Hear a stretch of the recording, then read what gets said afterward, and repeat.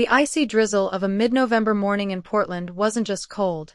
It crept into the spaces between your ribs, settled in your chest like a weight, and stayed there. It didn't fall. It sank. Slowly, like regret. I stood on the steps of a glass-and-stone estate perched in the hills of West Lynne, the rain soaking through the sleeves of a coat that hadn't been waterproof in years. Water ran off the hem like it had somewhere better to be. I stared at the front door, wide just seconds ago, now closed tight, sealed like a vault, and the lock had clicked into place with a sound louder than thunder. It echoed like a verdict. I blinked against the rain, but it wasn't the storm that blurred my vision. It was the weight of what had just happened, something I never thought I'd live long enough to experience. I'm Miriam Wells, 68. I've lived through dry spells that turned farmland to ash, winters so brutal we lost calves in the night, and the bone-deep sorrow of burying the man I thought I'd grow old with. But none of it prepared me for this kind of pain. The kind that sneaks up on you from behind, dressed in familiar faces, begging my only child for shelter, and being turned away like a stray mutt. Like trash. Please like this video and listen to my story till the end, and let me know which city you're listening from. That way, I can see how far my story has traveled.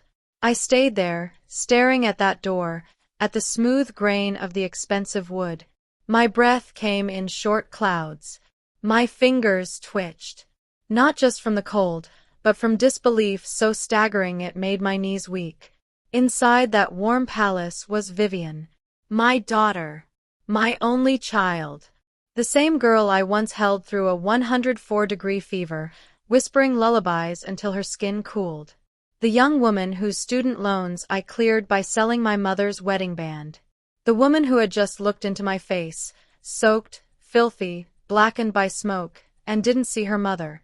Only a problem. A stain. Only 12 hours ago, I had a life. Modest, sure. But mine. 12 hours. It felt like 12 years had passed since I'd had a roof. Since I'd felt safe. It had started just past 1 a.m., in the quiet orchard valley of Goldendale, 3 hours east, and a whole world away. I jolted awake not to an alarm, but to a sound I will never forget. A roar. Like a demon had torn through the sky and landed right in my living room. Then, heat. Not the gentle crackle of a fire in a hearth, but the violent, rolling inferno of flames eating through beams and memories alike. The farmhouse that had carried the Wells name for generations was being devoured, swallowed whole by a fire that didn't just burn, it hungered. I could still taste the smoke. Bitter. Thick. It clawed down my throat and wrapped itself around my lungs. The air stank of melting linoleum and old cedar. I barely made it out, crawling through the narrow bathroom window in nothing but a flannel nightgown, gripping my purse like a lifeline.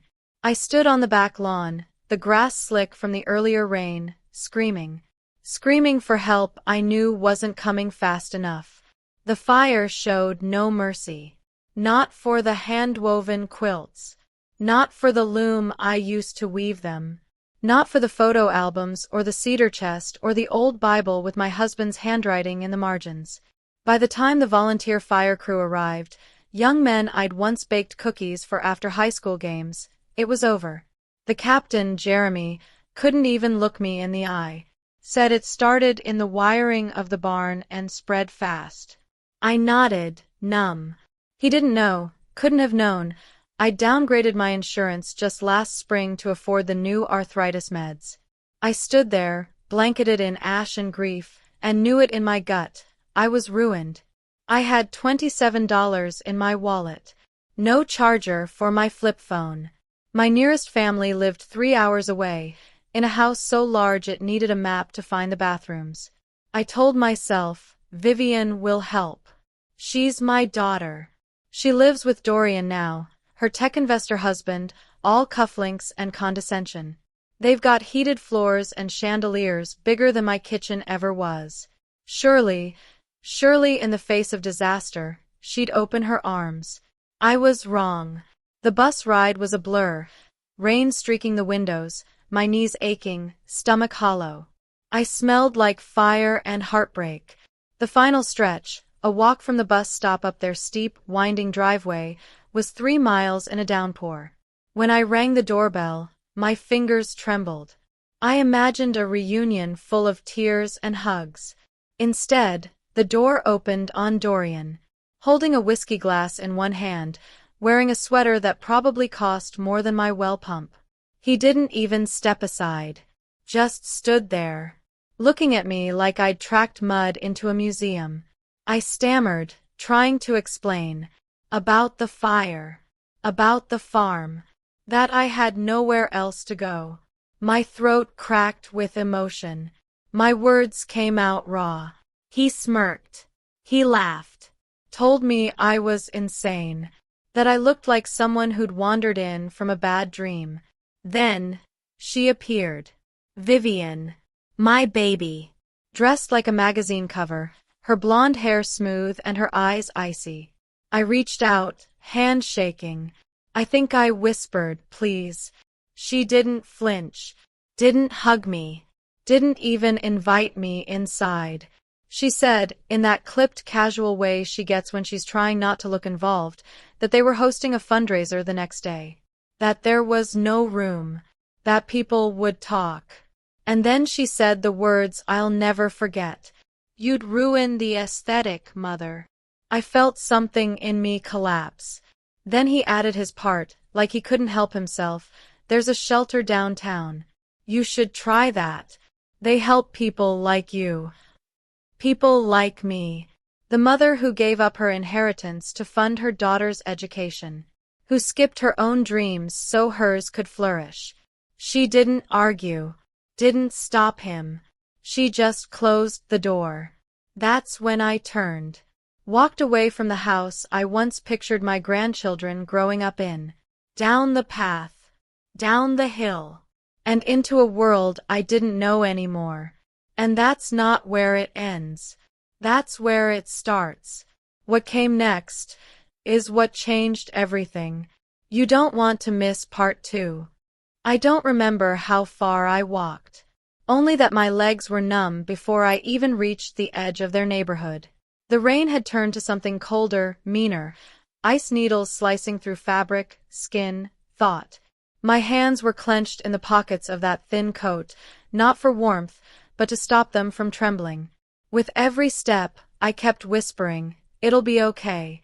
Just find shelter. Just breathe. I passed sleek cars. Houses lit up like jewelry boxes. Somewhere inside them, people were pouring wine, laughing at reruns, checking their stocks. And there I was, dripping, shaking, ashamed. Eventually, I collapsed onto a hard plastic bench at a bus stop just beyond the gates of their exclusive enclave. My breath came in little clouds. My lips cracked when I moved them. I folded my arms and leaned into the corner, trying to keep the warmth from escaping my body like everything else already had. And for just a moment, a fleeting, awful moment, I wished I had stayed in the fire. It would have been fast. Warm. Final. I closed my eyes. Then, something brushed my fingertips. A folded edge of something stiff inside my purse. I thought it was a receipt at first. Then I pulled it out. It was a business card. Thick. Ivory. The kind you don't throw away. The name gleamed in gold. Jules Thorne, founder and CEO, Thorntech International. And below that, an old number. I hadn't seen that name in years. My boy. Not by blood, no. But by heart. By soul. Always. 20 years ago, Jules was just a scrawny, angry kid with haunted eyes and bruises that told stories he'd never voice. The state had dropped him off at my farm like a box of problems they didn't want to unpack.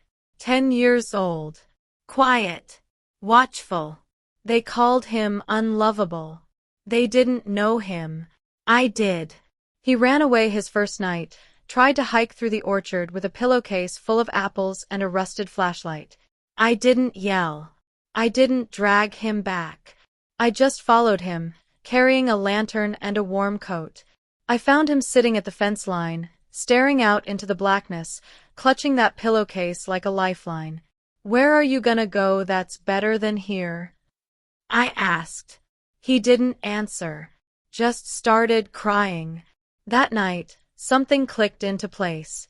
Over the next decade, he became mine. Not legally, not officially, but in the ways that mattered. I taught him how to plant, how to mend, how to weave patterns into fabric and trust into silence. He was brilliant, quietly, deeply, a storm waiting for his sky. Vivian hated him. She was 12, and she was used to being the center of every orbit. The arrival of Jules shook that. She mocked his clothes, his background, his stillness. But he never snapped back. He studied. He helped. He listened. He fixed my tractor at 14, built a new irrigation monitor from scraps at 15, got into MIT with a full ride. He had hugged me goodbye at the Greyhound station, the same bench I was now half frozen on, and whispered, "I'm gonna build a better world. And when I do, I'm gonna bring you into it." He hadn't promised. He had declared it. Years had passed. We lost touch. Not out of anger, just time. Life. His postcards stopped a few years back. But I followed the news. A tech mogul. Patents. Wealth. Power. And this card, it had survived the fire. Buried at the bottom of my purse. Waiting. I looked at my flip phone. A relic. Miraculously, it still had 10% battery. I stared at the number. What if he laughed, like Dorian? What if he didn't remember me? What if he had become them? Still, I pressed the digits. It rang. Once. Twice. Then a voice, calm, deep, unmistakably him. "This is Jules." My breath caught. For a second, I couldn't speak. My throat closed up. I squeezed the phone tighter. It's Miriam," I whispered. "It's Mom." There was silence. One long second that stretched like a lifetime. Then, "Mom." The sharp, controlled tone vanished. "Mom, what's going on? Are you okay? Why are you crying?" I broke. The sobs ripped out of me, ugly and loud. I tried to explain. The fire, the rain, the door that shut in my face, but it came out in gasps and shards. "Where are you?" he asked, urgent. "Tell me where you are. Right now." I looked up. Bus stop. Corner of Heritage and 5th. Just outside West Lynn. "Don't move. Stay there. I'm coming." The line went dead. I stared at the phone. Could he really? I waited. 10 minutes. 15. The rain didn't stop. I started shaking harder. My limbs felt hollow. My vision blurred. Then I heard it. Engines. Not just one. 3. Black SUVs roared around the corner like thunder in steel. Headlights cut through the storm, and the middle vehicle screeched to a halt so sharp, I thought it might flip. The door burst open, and he was there. Tall. Sharp suit.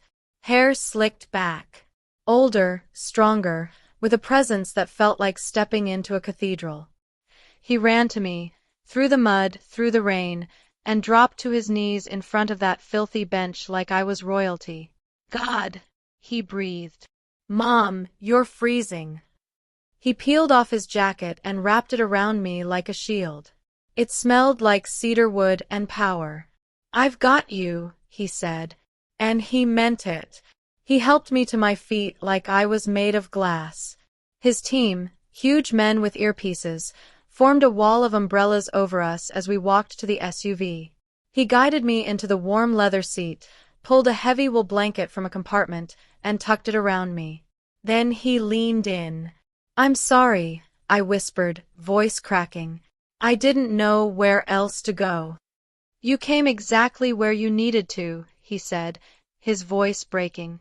You saved me once. Now it's my turn. He looked at me then, eyes full of something deeper than gratitude. Vivian, he asked, quiet now. Did she do this to you? I couldn't speak. I just nodded. His jaw clenched. That calm, measured fury I remembered from his youth crept back into his eyes. She shut the door on you? He asked. You stood at her door and she turned you away? I nodded again, tears slipping down my cheeks. I see, he said. He didn't yell. He didn't curse. He pulled out his phone and started typing. What he did next, that's a whole story of its own. But this was the beginning of the reckoning. If you think this was intense, wait until you hear what he did next. You don't want to miss part 3. The car was so warm, it almost hurt. The moment the door shut behind me and the heater blasted against my soaked skin, I started to shiver, violently. My body had gone too long without warmth, and now it didn't know what to do with it. Jules leaned over from the passenger seat, worry written all over his face. Hey, breathe. I've got you. He reached behind him, pulled out a thick wool blanket, and tucked it around my shoulders. Then he did something I didn't expect. He pulled me into a hug. A real one. Tight. Protective. The kind you give when you're trying to hold someone's broken pieces together with your own arms. He smelled like expensive cologne and cedarwood. Like someone who had climbed very far from where he started, but still knew exactly where he came from. I didn't know who else to call, I whispered into his chest. I didn't want to. I didn't want to be a burden. You're not a burden, Mom, he said, fierce. You are the reason I'm alive. The reason I ever believed I could be more than just another lost kid. He pulled back just enough to look me in the eye. Vivian. Dorian. They turned you away. They looked at you and saw inconvenience. His jaw tensed. I'm going to burn their little world to the ground. But first, we get you warm. We get you fed. We get you safe. We didn't go to a hotel. We didn't go to some temporary space. We went to his penthouse in downtown Portland, a skyscraper of steel and glass, perched high above the city like something out of a dream. The lobby alone had marble floors and fresh orchids. The elevator whispered up 40 floors in silence. When we stepped into his home, I nearly cried all over again. It wasn't just beautiful. It was warm. Soft lights. Quiet music. A fire already lit in the hearth. And standing at the far end of the hall, waiting with a towel in her hands, was a woman I didn't recognize. She was stunning, graceful, but her eyes were kind. The kind you don't fake. This is Elena, Jules said, his voice softer now. My fiancée. She didn't hesitate, didn't flinch at the sight of my soot-streaked face or rain-matted hair. She stepped forward, took my hands gently, and said, We've been so worried. The bath is ready. The soup's hot. Let's get you cleaned up. That we almost broke me. Not he's been worried. They were both waiting for me. Elena led me to a bathroom that looked like something from a luxury spa. She helped me out of my soaked clothes, offered warm water, eucalyptus oil, and a soft robe that felt like being hugged by clouds. I sank into the marble tub, letting the heat soak into my bones, and for the first time in what felt like days, I could breathe. After the bath, I put on velvet loungewear so soft I wanted to cry again. I sat by the fire with a bowl of homemade broth. Elena sat beside me, watching gently, making sure I was okay, but never pressing. She knew. She just knew. An hour later, I felt like myself again. Like I had climbed out of someone else's nightmare and back into my own body. Jules walked in carrying a sleek tablet, his expression dark with focus. Mom, he said, sitting beside me. There's something we need to talk about. I set the bowl down. He took a breath, then met my eyes. While you were resting, I had my team pull up records on the farm, the insurance, the contractor. I needed to understand how all of this happened so fast. And what I found. He stopped. His mouth tightened. What I found made me sick. I said nothing, just waited, heart thudding. He turned the tablet around and showed me spreadsheets, charts, bank transfers. I thought you downgraded your insurance because of the meds, he said. But that's not the whole story. What do you mean? Do you remember the contractor Dorian found for the barn repairs? I nodded. He said it was a friend. Gave us a deal. Jules exhaled slowly. It wasn't a deal. It was a scam. That contractor? It's a shell company. Dorian owns it. On paper, it looks like a separate entity, but the money all goes to a private account tied to him. I felt my stomach turn. No, that can't be. He overcharged you for every repair by at least 300%. The wiring. He paid for cheap, faulty materials and billed you for high-grade copper. That wiring caused the fire. My heart dropped. And the insurance? I whispered, already dreading the answer. He was your broker too, right? I nodded slowly. Jules tapped again. More documents appeared. He was supposed to be managing your policy. But 3 years ago, he switched you to the lowest liability coverage, just enough to look legitimate. He's been collecting your premiums but pocketing most of the payments. I stared. No words came. He bled the farm dry, Mom, bit by bit, quietly, while smiling in your face. And Vivian, I said, barely able to form the words. She didn't know, did she? Jules's silence was answer enough. He slid the tablet toward me. Those are her signatures. She signed off on shared bank accounts. The money from the contractor account? It went directly into her personal spending account. I blinked. My hands went cold again. That car she drives? The Maldives trip? The new kitchen? He looked at me, eyes full of something I hadn't seen in years. Grief. She paid for all of it with your insurance money. I couldn't breathe. My chest collapsed inward. My lungs refused to work. I pressed both hands over my mouth, and the tears came again. This time, not just from grief, but from betrayal. Worse than the fire. Worse than the storm. This wasn't fate. This was a choice. They chose this. They looked at me, struggling, and thought I wouldn't understand. That I was just some old woman. That I wouldn't catch on. That I was disposable. I gave them everything, I choked out. I ate plain food so she could have ballet lessons. I gave her my mother's ring. They forgot who you are, Jules said quietly. He stood and walked to the massive window overlooking the city. Rain streaked the glass. But they forgot something else, too. He turned back. They forgot you have a son who understands numbers better than anyone. And they forgot that I own the bank that holds their mortgage. I sat up. You what? Jules nodded. Calm. Icy. Thorntech acquired Northwest Prime 6 months ago. It was a minor acquisition, just for their fintech software. But it turns out, they're the ones holding the note on Vivian and Dorian's house. He paused. And I just looked at their file. A slow, dangerous smile touched his lips. They're behind on payments. They've been propping up their lifestyle with credit and stolen money. He walked back toward me.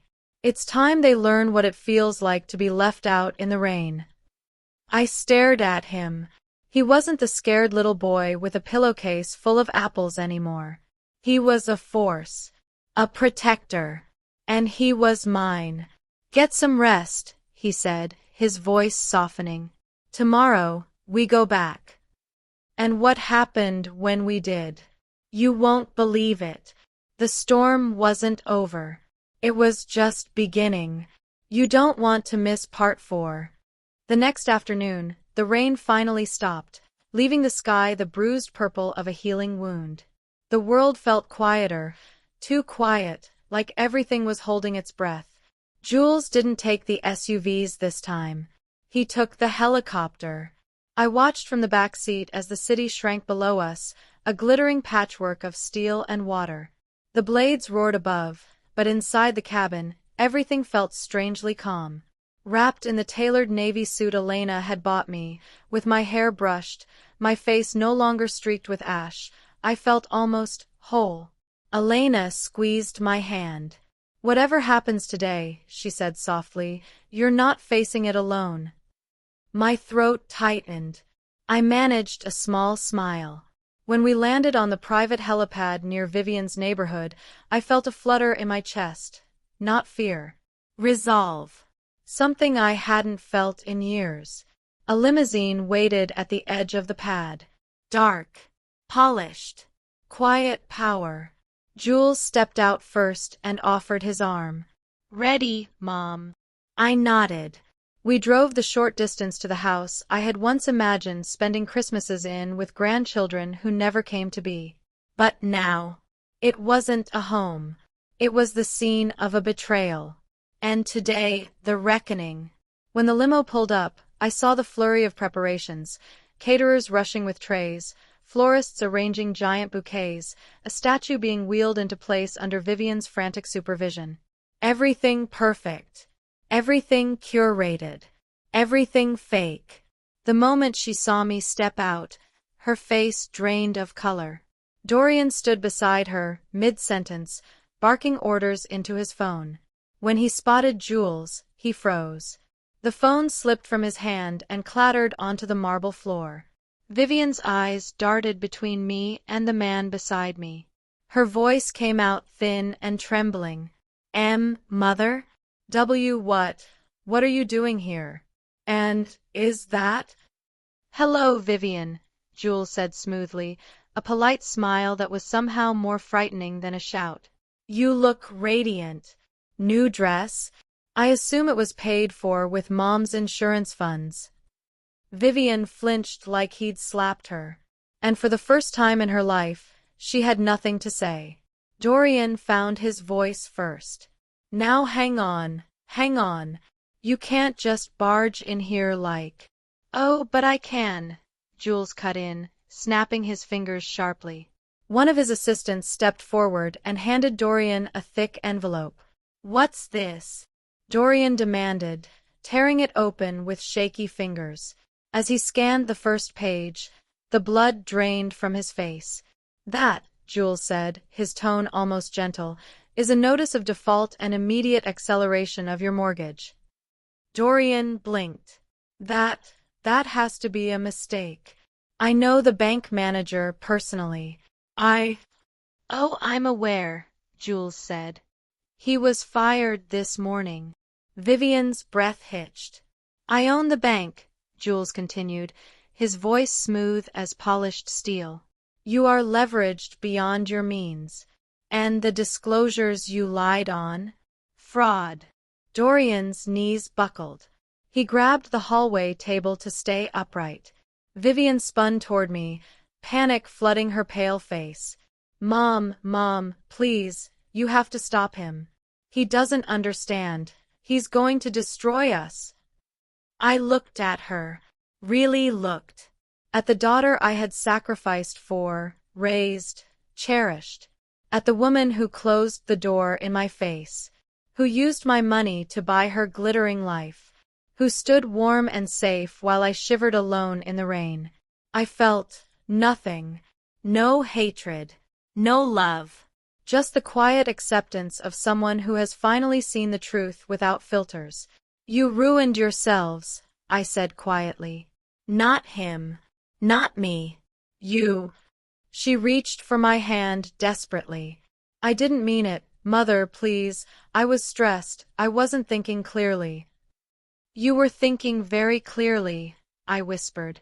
You said I was an embarrassment, a burden, a transient. She broke.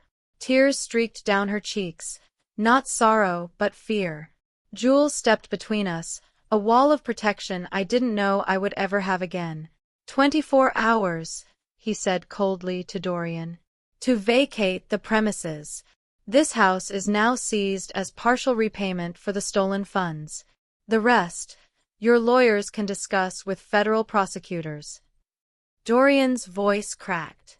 Where will we go? We have a gala tonight. Important people. Cancel it, Jules said. Or don't. Maybe your guests will enjoy witnessing a foreclosure live. Then he turned to me and softened instantly. Shall we go home, Mom? Home. The word hit me like sunlight. To my home, he corrected when he saw my hesitation. Which is your home? Always. I nodded, tears rising again, but this time they were warm, human, alive. We turned and walked toward the limo. Behind us, Vivian cried out, voice cracking like broken glass. I'm your daughter. You can't do this to me, to family. I stopped at the threshold. I didn't turn around. Family, I said, loud enough for her to hear, is the one who holds the umbrella when it rains, not the one who locks the door. And then I stepped into the car, leaving them in the ruins of their own making. 6 months later, everything had changed. But that is a story of healing, a story of rising, a story of what real family means. And that's exactly where part 5 will take you. Don't miss it, because the ending isn't what you expect. 6 months have passed since the day Jules walked me back into the life I had been written out of. I've had time now to breathe, to remember who I am, outside of being someone's mother, someone's burden, someone's afterthought. The lawsuits were swift and merciless. Jules didn't let a single detail slip. Dorian pled guilty to embezzlement and wire fraud. He's serving 5 years now, probably in a minimum security prison where the coffee is weak and the shame runs deep. Vivian. She's in a cramped apartment in Spokane, working as a receptionist at a dental clinic. She sends me letters. Each one begins with, I'm sorry, and ends with, please. I don't read them anymore. I don't hate her. But I've learned that forgiveness doesn't mean returning to the fire that burned you. It means letting go of the pain without handing the match back. Now, I live with Jules and Elena on a sprawling estate nestled in the hills just outside of Portland. Acres of rolling green, wildflowers blooming along the edge of the fence lines, and trees tall enough to catch the clouds. Jules built me a studio. Not a spare room, not a converted den. A real, honest-to-God studio. Floor-to-ceiling windows. Cherry wood beams. A new loom, handcrafted from wood so smooth it feels like silk beneath my fingertips. Better than the one I lost.